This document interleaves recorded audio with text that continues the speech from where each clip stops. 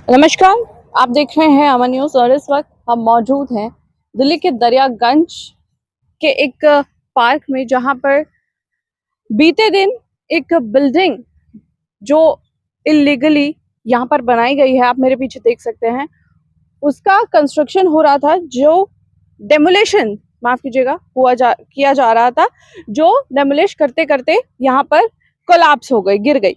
बताया जा रहा है कि यहाँ इसमें 3 मजदूर जो कि डेमोलिश कर रहे थे, ये प्राइवेट प्रॉपर्टी है और प्राइवेट लोगों के द्वारा ही यहाँ पे डेमोलिश किया जा रहा था इस प्रॉपर्टी को। 3 मजदूरों की इसमें मौत भी हो गई है, जो कि बिहार से थे, और 15 लोग इस प्रॉपर्टी को डेमोलिश करने के लिए यहाँ पर पहुंचे थे। इस वक्त जब हम यहाँ पर मौजूद हैं, आपको दिखा दे, दूसरी साइड पे एमसीडी अभी भी यहाँ पर मलबा उठा रही है। एमसीडी के तमाम कर्मचारी यहाँ पर इस प्रॉपर्टी के मलबे को उनके द्वारा उठाया जा रहा है। देखिए, यहाँ पर इस बिल्डिंग की बात करें तो ये प्राइवेट प्रॉपर्टी बताई गई है, जिसके बाद इसकी इस वक्त की स्थिति आप मेरे पीछे देख सकते हैं।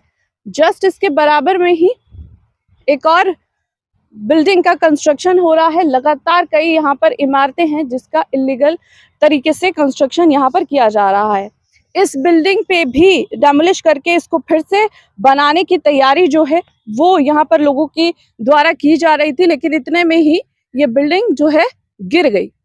अब देखिए, जिस तरह से ये बिल्डिंग गिरी है और इसमें मजदूरों की मौत हुई है, कल को इस तरह से अगर कोई बड़ा हादसा दूसरी तरह की बिल्डिंग के साथ होता है और यहाँ पर कोई भी उपस्थित हो, उसकी मौत हो जाती है, तो आखिर उसका जिम्मेदार कौन होगा?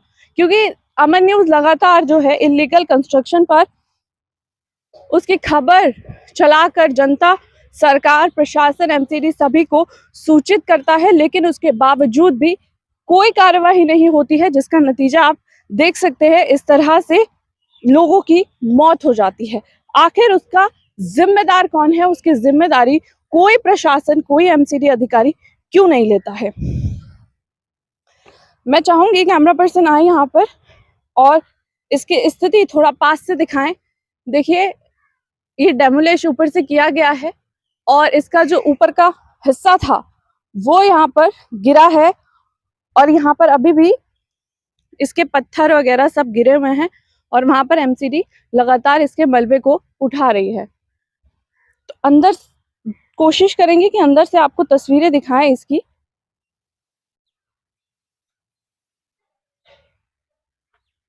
अभी भी ये एक फ्लोर और दूसरा फ्लोर यहाँ पर है और मुझे लगता है कि इसके अंदर बेसमेंट भी होगी और इसी के बराबर में एक और इलीगल कंस्ट्रक्शन हो रही है।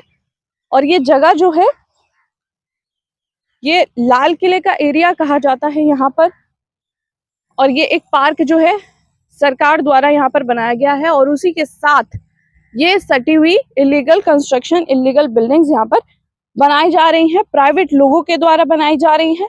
नहीं पता कि इसकी कोई परमिशन किसी अधिकारी से, किसी एमसीडी से या किसी अथॉरिटी से ली गई है या फिर नहीं ली गई है, लेकिन उसका नतीजा हमारे सामने है और 3 लोगों की फिलहाल मौत हो गई है। यहाँ पर जिस वक्त ये हादसा हुआ उसके कुछ देर बाद पीसीआर कॉल की गई, जिसके बाद डीसीपी मौके पर पहुंचे, एसीपी और एसएचओ इलाके के मौके पर पहुंचे और उन्होंने यहाँ पर जो फंसे हुए लोग थे, जिनकी मृत्यु बताई जा रही है कि हो गई है, उनको निकाला और अस्पताल पहुंचाया गया, लेकिन वहां उन्हें मृत घोषित कर दिया गया। उनकी फैमिलीज भी यहाँ पर पहुंची थी क्योंकि वो लोग बिहार से थे, मजदूर थे और यहाँ पर इसको डेमोलिश करने के लिए पहुंचे थे, लेकिन अब उनकी मृत्यु हो चुकी है। अच्छा, कब से उठा रहे हैं भैया? कितना समय हो गया? कल से ही उठ रहा है। अभी कितना काम रह गया है? अभी कल तक और उठेगा। कल तक उठेगा क्या? ये जिस तरह से ये बिल्डिंग, क्योंकि आप एमसीडी से हैं, इस तरह की बिल्डिंग यहाँ पर बन रही है, इसके बराबर में भी बिल्डिंग बन रही है, उसके बराबर इस तरह के हादसे होते हैं, तो फिर भी इस तरह के कंस्ट्रक्शन क्यों? लेकिन फिर से डेमोलिश करके इसको बनाया जा रहा था। तो ये प्राइवेट प्रॉपर्टी बताई जा रही है। हाँ, प्राइवेट ठेकेदार की तरफ से। तो वो लोग आए थे देखने के लिए? वो अभी तक नहीं आए। नहीं आए। और 3 लोगों की मौत भी हुई है, मजदूर। हाँ जी, 3 जो बेचारे गरीब उसमें हुई है। ठीक है मैडम। देखिए, यहाँ पर ये एमसीडी के कर्मचारी जिनसे हमने बात करने की कोशिश की, उन्होंने फिलहाल ये बताया कि लेकिन जो बिल्डिंग कोलैप्स हुई है उसका नक्शा पास नहीं था, फिर भी इसको डेमोलिश करके बनाया जाना था, लेकिन इतने में ही ये बिल्डिंग जो है कोलैप्स कर गई, गिर गई, और जिसकी हालत आप देख सकते हैं ये। हालांकि अगर हम यहाँ से कैमरा दिखाएं तो अंदर भी इसके बहुत बड़े गड्ढे हो चुके हैं। देखिए दीवार में, छत पर गड्ढे अभी भी नजर आ रहे हैं। मैं कैमरा पर्सन से कहूंगी कि यहाँ पर आए और एक बार यहाँ पर नजर डालें कि यहाँ पर छतों में इस तरह और इस तरफ भी गड्ढे अभी नजर आ रहे हैं।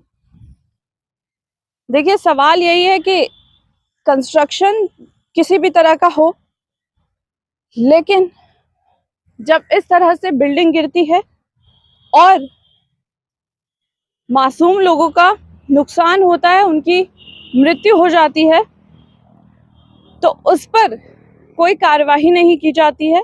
ये सद्भावना पार्क में इस वक्त हम मौजूद हैं, जो कि दरियागंज में है, और इसी के बराबर में गड्ढा मस्जिद भी है जहां पर ये हादसा हुआ है। कल मेरे पीछे आप देख सकते हैं कि यही वो बिल्डिंग है जो गिरी है और जिसमें 3 लोगों की दबकर जो है वो मौत भी हो गई है। इसकी स्थिति, इसकी जो अभी हालत है वो हम आपको दिखा रहे हैं। और जैसा कि एमसीडी भी कर्मचारी अपना काम कर रहे हैं, इसका मलबा उठाने में लगे हुए हैं।